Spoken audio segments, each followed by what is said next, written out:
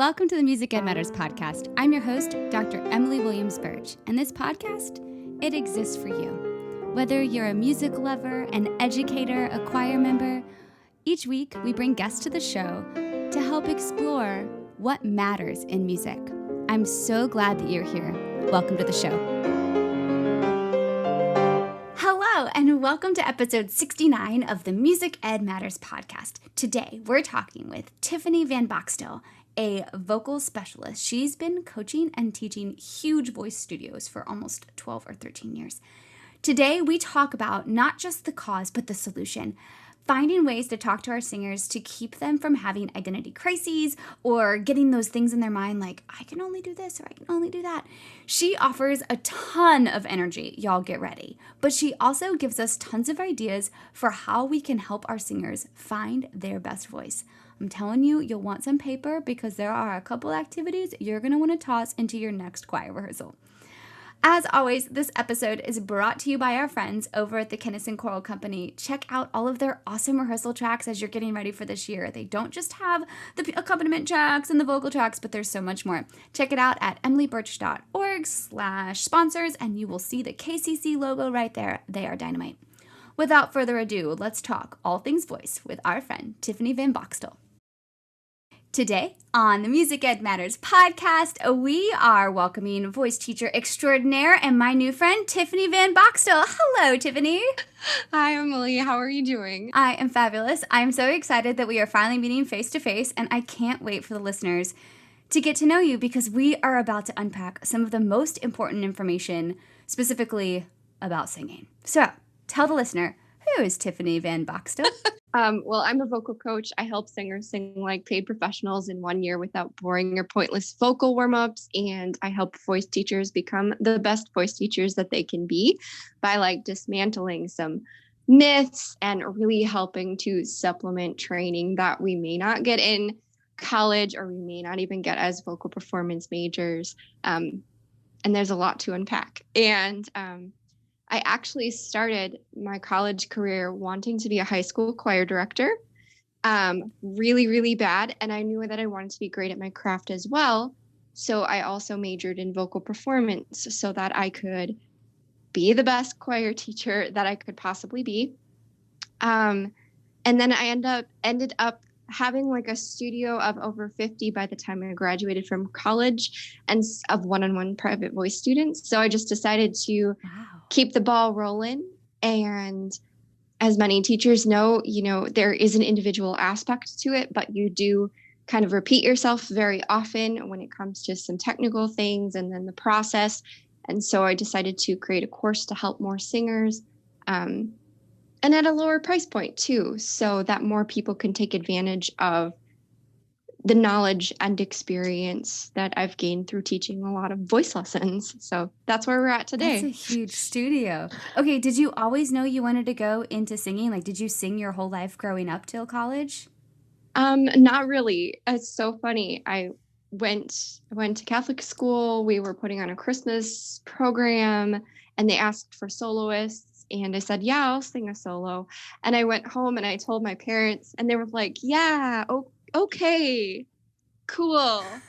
And then I sang it and I guess it went well. And they were like, wow, you can sing pretty well. So let's start voice lessons. So I just kind of started it, because my parents wanted me to do it. And I thought singing was fun and I liked music class. And I didn't really get very serious about it until I would say high school when you get into choir in high school, it's because middle school, sometimes the people around you are talking and you're like, just be quiet. I want to learn my part, and they're just chatting. And, it's like this thing where it's like a quote unquote easy A. So people take it and it's fun. And I'm like, I'm serious about choir. I want to learn. So when you finally get into high school, you're like, yes, I'm with people who are more serious about it. And so that's when it really got fun and we got to do more advanced repertoire. And that's where I decided that I wanted to be a choir teacher. Okay, that's awesome. I love how much enthusiasm and energy you have behind the stories, because it's you're so serious about choir and you're so excited, but why are the cool kids talking? We're in choir, be quiet. I totally get that. So I have a question. Were there community choirs in your area where you grew up? Is there a reason why you chose voice lessons instead of joining a community choir? Well, I was actually no, my parents just recommended it. They had a family friend who taught voice lessons and we got started. Later on in high school, though, I did join a community girl choir, which was very fun. And actually it was there that I met the choir director. He was a guest choir director for our choir. That inspired me to go to my alma mater, which is Lawrence University. It's a very small liberal arts conservatory in Appleton. So good. We've actually had 3 people on from there. Yes! Shout out. And I'll be in Appleton, I think, the summer after next. So we'll have to, have a little check out the campus. That sounds fun. Yeah. So I was like, okay, awesome. I want to go where these great choral role models are. And it was a blast. Yes. That's awesome. So we're not diving into the topic yet, but I do want to ask the question. So a lot of singers in our community will ask me, as a community choir director of kids, middle and high, and then adults, should my child also take voice lessons? And the way I approach choir is very technique centered. We spend a ton of time on vocal technique and lots of one-on-one time. My choirs are small, so I get to really know their voices. So my approach is, if you're singing in a choir that is focused on technique and knows what they're doing and continuing ed, not until your voice changes, so later high school, would it really be that beneficial. But I know there's different thoughts on this. What are your thoughts? And if there's a parent who asks, hey, does my kid need voice lessons too? What are your thoughts?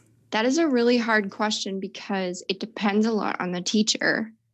And not all choir teachers are blessed with the knowledge of vocal technique, because they might be amazing pianists. Choir directors have to wear all the hats. They have to classroom manage. They have to know the voice. They have to be able to read harmony and sing harmony and teach music and play the piano. And there's only so many things that we can be experts at, and we're all continuing to learn in other ways. And so a lot of times a choir director isn't necessarily a voice professional. So in the case where they are, but it's how would a parent know that? Right. I think that's such a great way to look at it. And I think, too, just like you, if it's a singer who's like you that can't wait to get enough out of choir, there's a lot of perks to being in a community ensemble, a school ensemble, and taking voice lessons if that is your passion. I mean, think about baseball. You have a coach for your batting, and you have actual practice, and then you have your conditioning coach. It's not unlike that for singers. I don't know why baseball comes up. I don't play baseball. I don't want anyone listening to think I have any skill in the matter. I one time played intramural softball and I was the catcher. I don't want anyone to think I know anything about baseball. But that was the example that came to mind. That's awesome. I mean, it is totally different. I mean, if you want to be a solo singer and you want to, find your voice and you want to experiment as a solo singer, I think that's great, because in a choir, you do to some extent. It's a team sport, and you may be filling a role that you aren't necessarily as a solo singer, which is interesting because sometimes that brings up stigmas later in life. I'm an alto, I can't sing high. Things like that. Whatever. Yeah, I know. Things like that. And it's if people don't know, they don't know. And for a lot of singers, choir is their first and only vocal experience that they have until maybe they're a little bit older or an adult. And then they decide, I'm going to follow the singer-songwriter dream or whatever, but I'm an alto. And the information that they're seeking is coming from high school or middle school, and they're grasping for straws at that information that they know to try to help them become a better singer. And sometimes the solo world and the choral world don't always line up very well. But I love that you can have both. All right, we have to dive into this. That was a great answer. Thanks for starting with that. I didn't preface you with that, and that was a lovely answer. All right, we're talking today about the problem is not the cause. So, simplifying solutions so our music students can feel great about their progress. This is so important to me, especially as I'm working with girls who are going through the voice change, or guys who are navigating that change, or singers that are transitioning between different things like that. So, tell us a little bit about the problem is not the cause. So a lot of times this topic was inspired by singers who come to me in their middle age or in their, I don't know, even late 20s or early 30s, or they come as adults and they remember identity-based things that somebody said to them, like, you're an alto, or you're a soprano, or you have a nasally voice, or you need to breathe with the diaphragm. Just things that like have started. That breathing with the diaphragm wasn't a great example because it's not identity based, but especially for singers, because our body is our instrument, that becomes our identity. Like, oh, I'm a nasally singer. Oh, okay. Well, that is the symptom. And so as a teacher, when we say something like that, it's not helpful because they already know. Like, for the most part, they already know. Or if somebody's singing out of tune, they already know. The symptom is always like the big picture idea that's very obvious to the student, to someone who's not a musician. So it's really not helpful to give people that information. So behind the symptom, there's an actual problem. Like, what is the problem? So let's say there is a singer who is a female. She's going through her voice change and she's singing very breathy in her head voice. So the problem is probably one of two things. One, she hasn't developed the musculature. And two, she's not singing with enough airflow and she's not like really kind of going for it. So trying to figure out, okay, well, and then what's the cause behind that? And for a lot of singers, the cause behind that is something mindset related. So it's like, oh, I don't like how my head voice sounds. Or, oh, if I sing louder or if I really go for it, I'm going to crack and sound bad. Or I'm going to sing out of tune. And notice how something like singing out of tune goes back to identity, where somebody has said something, hey, look, in order to be a good musician in quotes, you have to sing in tune. Like, obviously we do, but people become so pitch centric that they become really concerned about, oh my gosh, if I sing louder, if I really go for it, I might sing out of tune. I don't want to do that. I mean, especially for like a middle school girl or a young woman in high school, like that is just like, you don't want to do anything wrong. Like, you're still maybe afraid of making mistakes. You want to look good in front of your peers. And so in that case, it's like, okay, we know the problem is, those technical things. We know that the cause is probably a mindset thing. And we know that saying any of those things is probably not going to be very helpful. So let's just offer some solutions and see what works best. So that can be as simple as like playing a game, like singing louder, or playing a dynamics game, and showing, your dynamics and having them sing with those dynamics, or saying, hey, sing a level 8 out of 10. Okay, now sing a level 8.2. And like, how about a 9, and getting them to sing louder, getting them to produce more airflow in fun, strategic ways, and then asking them, hey, I gave you a bunch of solutions, or we did a bunch of things. Which sound do you think that you liked better? And so when you give them solutions, it's no longer a big problem. Like, so now the person who identifies as a nasally singer, if you would have been like, oh yeah, nasal singing, it comes from the soft palate, not being able to control it. Oh, okay, let's do some fun exercises to do the soft palate. Oh, okay, let's have them pick. Now they can sing, and they have, more of a balanced sound, and they don't identify as a nasally singer simply because we as teachers did all of that in our head, and then we offered solutions. I love it. So let's talk about some of your favorite, like soft palate lifting and breath engaging, because those are two things. You gave us some fun games to get them singing louder, but we all know breath, especially with those middle school voices, is such an issue. What are some of your favorite ways to get the breath as part of the activity of singing? Breath, I love lip buzzes, and a lot of people do this wrong. Um, Oh, yes. Teach us. A lot of people will like squeeze their face. That's not helpful because you're not going to be controlling your you're not going to be controlling your breath with your hand. So that makes zero sense. So I just like to do lip buzzes. I mean, it can be as simple as like repeat after me if they're just starting out, or like do a frustrated horse, where they're like and they're kind of doing that. So I'm saying a BR sound, and I'm kind of making sure that my teeth are apart. You can hear a lot of problems as a teacher. This exercise is great because it does a lot of things. It will strengthen the external intercostals because you need to engage them in order to keep the buzz going. It'll show the students when their breath flow isn't consistent. So if they run out, that means that they don't have consistent airflow, which is really, really helpful because if the airflow isn't consistent, it's very difficult to sing a consistent phrase.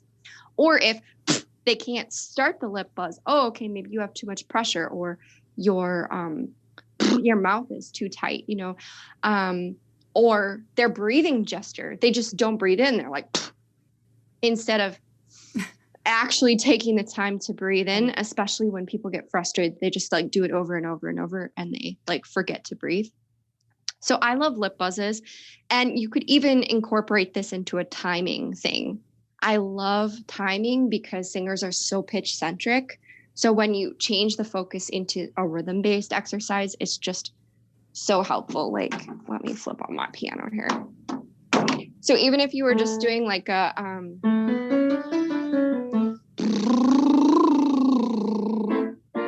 oh, geez, Tiffany.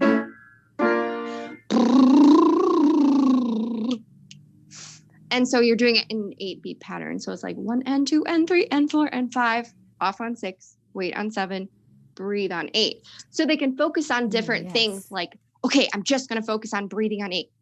And I'm going to use all of 8 to breathe. And I'm going to really, really focus on that. Yeah. And that is so helpful too, because and the buzz is great. It's non-invasive because it's a distortion of the pitch anyway. So it's not even like singing. So they're not even concerned about pitch. They're thinking about the timing. They're getting the airflow going. They're getting the energy going. It's fun. It's playful. It's creating strength. It's connecting them to the body. That's a really, really good one for breath.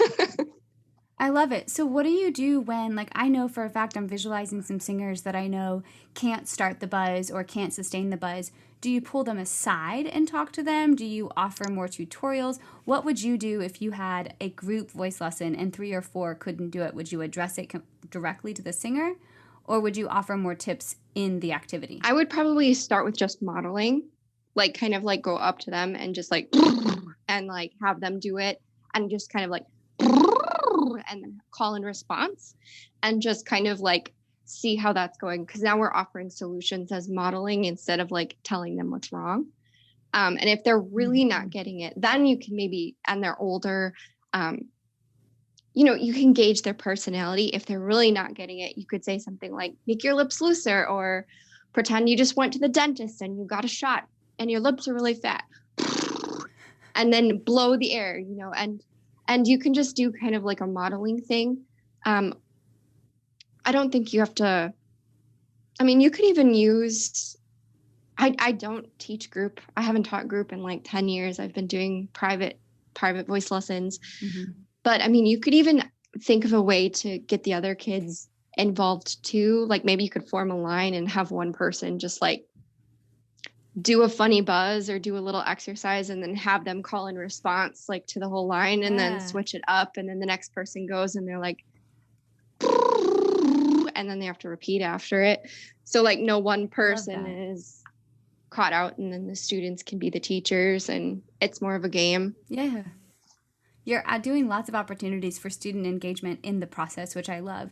because there could be an opportunity for a student to explain how does it feel when your breath goes through your lips, and to hear what they said would be so cool. All right, so we have lip buzzes. What else do you love to do to get the breath engaged? Lip buzzes are so good. They're like the thing. The thing. Okay, I'm gonna officially make them the thing. See how they go Monday in rehearsal. They're so awesome. But if I had to choose another one, breath. I mean, you could do dog panting, but if you actually wanted to get into the singing, I would do silent breath, which is so awesome. Which is breathing through the nose with an open mouth. Because when you breathe through the nose, your trachea can't change shape, which means it's going to literally stay in the same position. Whereas if you if you hear a noise through your throat, like that's already an asthmatic breath. So it sets you up for anxiety and it also closes your throat. And then when you go to sing, you have to like open the throat and let the sound out. Whereas if you just breathe in through the nose, you can keep the shape. It's called like prephonatory tuning. You can keep the shape if you want to get really nerdy about it. But you can keep the shape, and then when the sound comes out, it can just be really great. And you can even do things like for releasing the breath, because a lot of singers don't release the breath all the way. Mm-hmm. Oh my gosh, this is such an interesting thing. Like, you would not believe how many singers come to me and they're afraid of using all of their breath because they want to sing in 4-measure phrases because that is what makes them a good musician. Or they want to, in quotes, or they want to save their air so they have enough air. But really that's building pressure. Just in case. Yes, it's a thing. So if you can, I mean, anyone who's listening, I would encourage you to like tell them to release their breath because that's what they're bringing with them as adults. Those are the things that are like manifesting into adult minds right now. Like, oh, I have to carry this breath all the way through, or not even thinking about breath, or I'm only a good musician if I can do 4-measure phrases, or I have to do. So it's another thing to think about and to contrast with, you know, what's required in choir, you know, staggered breathing versus like solo breathing, that kind of thing. Mm-hmm, very much so. Hey, before we leave this whole breathing conversation, masks are still a thing. I know this is just not the best conversation, but we're being safe. That's what research says right now. Singing spreads, so we're wearing masks. We just put masks back on at church on Sunday, and literally my descants sounded like crumb. What are your thoughts? Like, why is it challenging to sing in the mask? What are the problems that we're encountering with the masks? For me personally, I find it difficult to breathe through my nose. Because the mask will like suck in. And then the worst, I mean, I know there's little like nose things for that now. But the worst part is that I will catch myself not releasing all of my breath, which is terrifying because you think about, oh my gosh, I'm walking around all day just like holding my breath. Or like I'm singing and I'm not releasing all of my breath. And that's never been a problem that I've had before. I also was telling you a little bit, I've developed some major jaw tension. I don't know if that's from the mask or from the whole pandemic or whatever, but I've never had it before. It is tough. It is tough. So anyone who's singing with masks, I think that release thing is so important. Like, even if you can just get up and get the kids or whoever you're working with standing and just like doing this plie kind of thing where you're just like, oh, or you even it sounds amazing. Yeah. Like, or like, you know, you just kind of like let it go, or, you know, you can have them like do a scenario where you're like, all right, I want you to pretend that you had a really long day and you just got home and you really wanted pizza and you wanted to watch your favorite TV show, and it's been a really long day, and you get home and you've got your food in front of you and you get to watch your favorite TV show and you've been looking forward to it all day, and you just go, yeah. That might be more applicable for adults than kids. I know I can relate. I can totally relate. Sometimes it just feels good to let out one of those huge sighs. Yeah. This is really helpful because I know that as a choir, it's hard. I can't see what all their voices are doing. So I don't know who is having the incorrect place of their singing. Like, I don't know who's not opening their mouth because you can't really see them. But you know that breath is an issue. And that is something you can kind of address in general. I know there's a lot of tension. I'm so looking forward to seeing their faces again at some point. But this breath stuff has been fantastic. Oh. Thank you for sharing these things. Thank you for asking. Great questions. I know they're a little more playful and a little less technical, but I think that can be really helpful. And that's what our singers need right now. It's kind of still a little bit of the unknown we're in. So what are some of the other problems that are the solution is not necessarily the cause? Tell us more. So we've talked about the nasally singer. We've talked about some of the others. What are a couple other people that you've encountered that we can help? Man, I really want to go with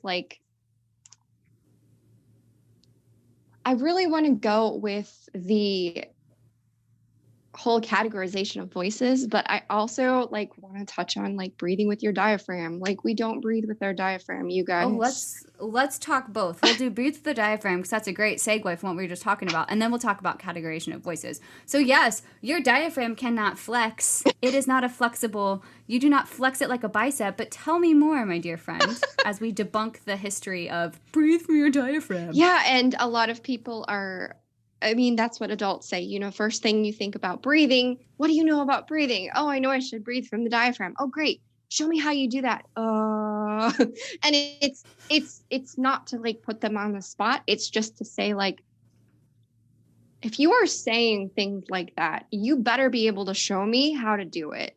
Otherwise, just don't say it. Because you're ruining the actual knowledge for other people. But yeah, you're absolutely right. Medical professionals disagree whether the diaphragm can be or cannot be indirectly controlled. I think for singers, it's the most helpful to consider. It probably cannot be directly controlled, like you said, like a bicep, where you're like, all right, I'm going to curl my bicep right now, or finger move, diaphragm move. We can do things where we push our stomach out or make it fat or make it look like we're pregnant. But that is not necessarily the diaphragm moving. So I like to think about it controlling the external intercostals. Those are the muscles that we can really control. They do need a bit of talking to because they are involuntary muscles to begin with. And we don't usually use them in this big, giant way. It's kind of weird and gross, but if you've ever been sick or had the flu and you've thrown up a lot, and then the next day you're like, oh, my ribs hurt.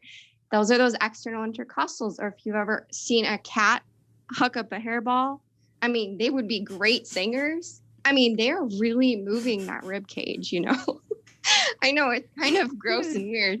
Next time I see a cat person, I'm going to be like, your cat would make a great choir singer. And dogs, too. They pant like crazy. Their breath is so amazing. But it's just a really great visual representation of, you can see the rib cage actually, really spreading. So diaphragm is connected at the bottom of the rib cage. And it's, flat. So if you imagine, a circle at the bottom of your rib cage. And so your external intercostals are the muscles of inspiration, not inspiration, but inspiration, breathing in. And so what they do is they spread the rib cage apart so that the diaphragm can sink, and it creates negative pressure, and then the pressure creates flow, and then we are in business. So I really like focusing more on the external intercostals.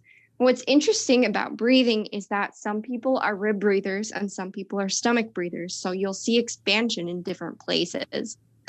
Not sure why this is. This could be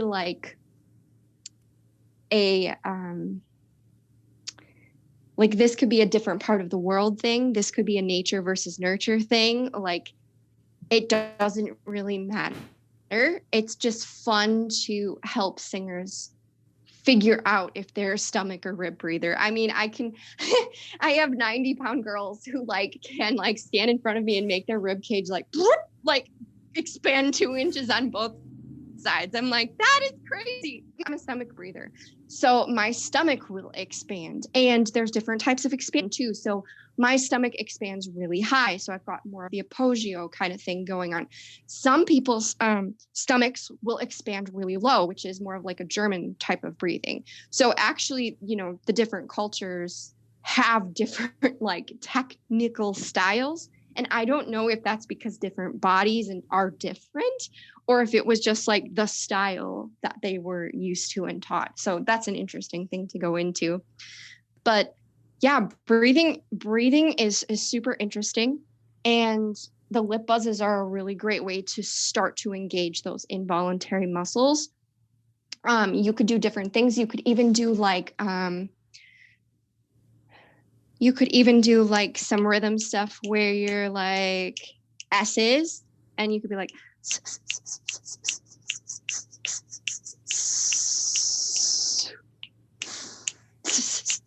so you could, or Z's, or any like, what do they call it? Fricative. Yeah. They like, it's very different. So like B's, I don't think B's are fricatives, but like it's been a long time since linguistics. Holy man.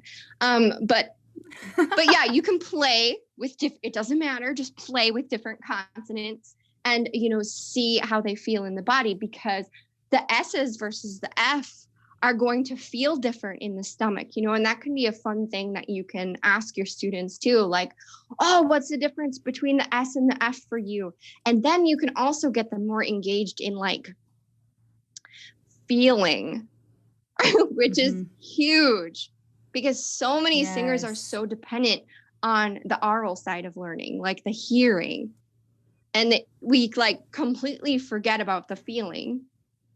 And so engaging them and thinking more scientifically and thinking more like, how does that feel when you do it? Especially if they produce a good sound and you're like, oh, that was awesome. What did you do differently? How did that feel? How can you recreate that sound? How can we create muscle memory? And it's fun in the classroom too, because different people will feel different things.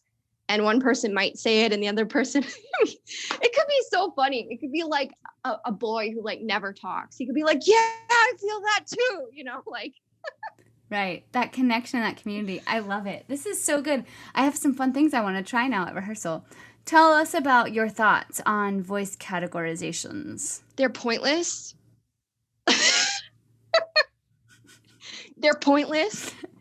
They are, in the opera world, they are created for roles only, and even those change. I mean, I'm 34, my voice is changing. I mean, we are the same age, my friend, and my voice is dramatically changing. Every time I sing, my choir director is like, wait, what's going on now? This is really cool. Like, he's so excited because things are changing. Yeah. I mean, I'm pretty sure I'm still mezzo, but stuff is moving. I love it. Oh, that's so exciting. Well, there's hope. There's hope. Okay, so for us, we do a lot of switching. So if my guy's voice changing, I'm going to be putting them, we do a lot of 2-part stuff. We'll do some revoicing from some SSA stuff so that we are learning how to read different clefs. We'll pick some tenor bass stuff and play around with it. But the female voices, or the people that identify as girls in that ensemble, we change for every song. So you might really love singing soprano 1. I know I do. But it's really good to also sing soprano 2. Yes. And at that age that they're in, they can explore the alto lines, because we're not going down into the low, low, low things. And we're not forcing them to press or push or be unhealthy. So it's still great to keep that range. So we move around as much as possible. Now, it's hard. I mean, some people get so set on I'm a soprano 1 at 12. Yeah, identity. There we go. Yes, it is totally identity. So it's good to hear you say that, switching that around. What else would you recommend to help? Like, let's say you have a singer who's resistant to work on another part. What are some of your tips, and what are you why do we need to go through the pain of removing around singers? What is the benefit for them in the long run? Well, I think we can offer different benefits for different voice parts. I mean, harmony, the understanding of harmony is just insane. I mean, how do you teach harmony? My first answer is join a choir. How do I learn harmony? Join a choir. I mean, you're going to get to experience all of those lines, even the different dynamics that voice parts have, and the different, it's almost like you have a different identity. I sang soprano 1 in high school, and in college, I was in an SSA choir as an alto 2, which frankly was too low. I think they misplaced me, but I don't know. I was a freshman. They didn't know me very well, but it was low, but it was really cool because the dynamics of the alto 2 women were just like, we are strong. We are awesome. We are singing low notes, and it was just like, you got to like learn a different part of you and figure out where you fit and decide, what you like best, because you don't know if you don't know. And I love that. Yeah. I mean, how are you going to ever learn how to sing harmony if you're always singing soprano 1? I love, that's a great argument. But I love what you just said. You don't know, you don't know. Mm-hmm. It's not like you're going to sing soprano 2 for every song, but maybe that one song, or alto 2 for that one song, maybe that one thing doesn't go too low, and it's a great opportunity for you to explore.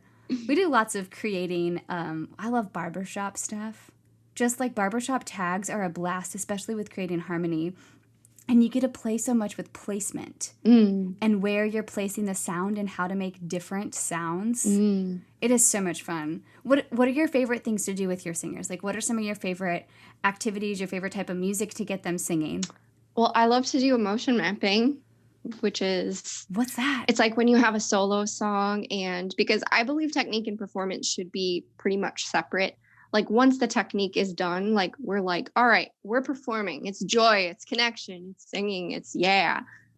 So basically it's like you have the lyrics of a song and you take like the first stanza and you say, okay, what type of emotion word do you feel when you hear this? Or do you feel the speaker is trying to convey? Or do you want your audience? And they'll come up with an emotion word. And a lot of times they'll want to come up with phrases, or they'll be like, it's so hard to come up with an emotion word, But even if you try something as contrasting as like happy and sad, even if the song isn't really conveying sad, what you get is your voice knows how to be happy, your voice knows how to be sad. And so you can explore diving into that emotion and seeing what kind of sound comes out, seeing what feels good, seeing what you like, and kind of like mapping out through the whole song like that. It can also be really powerful for anyone who's having nervous challenges or they're worried about how they sound. If you really dive into those emotion words and you're focused on switching them in the transformation all the way through, it's just, you don't have any more brain calories left to worry about if you sound good or not, because you're just like so immersed in the song, and it will probably end up sounding better anyway. I love it. That would be a great activity for choir, to have the students select emotion words throughout a piece and to explore ones that even if they don't go in. What a fun idea. That'll be a lot of fun. That would be so fun, especially with like different parts and different harmonies and being like, oh, okay, because sometimes with songs, especially with solo singers, what you'll get is like, they'll be like, oh, it's angry / melancholy, and it's like two emotions. And a lot of times two emotions don't play very well for a solo singer because it doesn't communicate as clearly. But it could be fun within a choir to have each voice part singing different emotions and just seeing what happens. I'm like envisioning like a competition between sections to be like, you guys go work on this section, you guys go work, and then see if you can guess what emotion word they picked. Ooh, that's fun. That's fun. That would be so much fun. Oh, this is exciting. You've given us things to listen for when we're wearing masks. You've given us breathing exercises. You've given us activities. You've given us so much fun and energy. We really do have some solutions for some of the problems and the sounds we get. But I know you have a certification coming up. So if anyone wants to learn more, tell us about your certification for voice teachers. Would it work for choir teachers too? And what do they go into? So it's primarily for one-on-one voice teachers, but we are going to be because we are going to cover some studio stuff and that kind of thing too. But it is primarily a program where we can learn more about vocal technique, dismantle some of the myths like breathing from the diaphragm, do things that actually work, share feedback. I mean, we get on live calls and we are recording our teaching. We're giving each other ideas. I mean, I just talked with one of the people that I'm working with right now, and she had this amazing idea called, what was it called? It was like timbres and textures. It was like an acting game because she's an actress. And so it was like, make your voice like goo, make your voice like mud, which is so great because it's like how we can't evaluate what mud is. So what I'm really loving about this is we are getting a lot of ideas, and we're sharing a lot of ideas. It's practical. That's the thing that is so important. I mean, I'm going through my method of exercises, things that I share, like kind of the process that I do with singers one-on-one, because there really is a process. Like, we all have individual solutions that are going to work for different singers, but the process of, hey, let's release the voice first. Let's use the air we have first before we breathe. That process is in there. But what I'm really loving about the program so far is that we can actually watch each other's teaching and give and receive feedback, which I think is really powerful. So interesting because I had a teacher who was like, oh my gosh, I want to join this. This is so great, but it's overlapping with another program that I'm doing. Can I join it? And I was like, well, it shouldn't be a problem if you already have a couple of students, because then you'll just transfer really easily. And she said, well, we're not working with any students. And I think that's a big challenge with a lot of teacher training for voice teachers. A lot of things are anatomy based and pedagogy based, but we don't actually get in the one-on-one voice lesson and practice and train. And that is what this program is doing. And it was inspired by me hearing all of my adult students who got terrible advice from people who were supposed to be their voice teachers, were supposed to be their choir teachers. And to be fair, a lot of things can go wrong. Miscommunication can happen. Students can take in things that we didn't say. I mean, there's a lot of things, but for the most part, I do think that they do get some bad advice, and it's not anyone's fault. I mean, if you come out of college with a vocal performance degree or an education degree, and you're expected to just be able to teach voice lessons, and you find that you're like, oh my gosh, I really don't know what I'm doing. I know how it feels for me, but like, I'm not really 100% comfortable. Well, if you're not comfortable, your students aren't going to be comfortable too. And if your ego is too big that you can't learn anything, you're risking,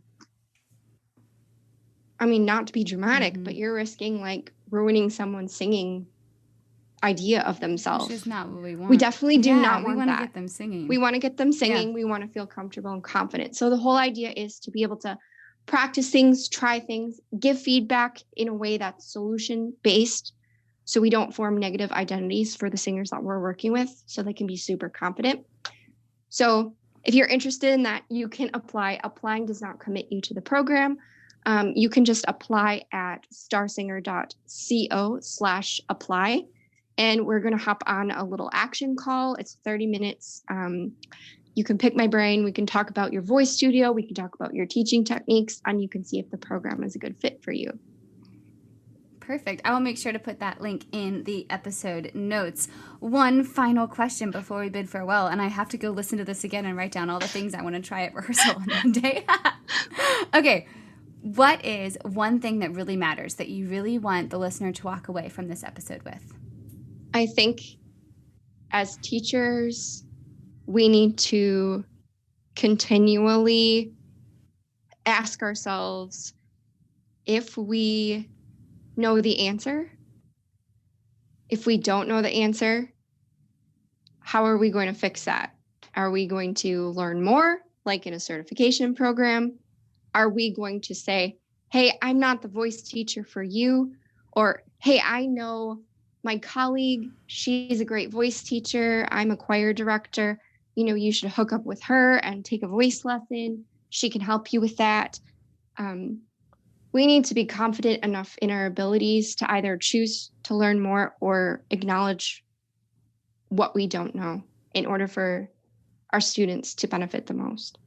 I love it. This has been such a great student-centered conversation. Thanks, Tiffany, for sharing so much. It's been a joy to meet you and get to chat about all things voice-related today. Oh, thank you so much. You asked such great questions. You don't know what you don't know. And isn't that amazing? I call it Swiss cheese brain. There's so many holes, and the more we start learning, the more holes there are, but that's the glory of friends and colleagues and resources. So I hope that you have gained something from today. I hope that you've learned something or gotten an idea or an activity that you can use with your singers. I'm so thankful that you are listening to the Music Ed Matters podcast. I hope you know that you matter. We all know that music matters, especially all things voice related. And I'll see you next time on the Music Ed Matters podcast.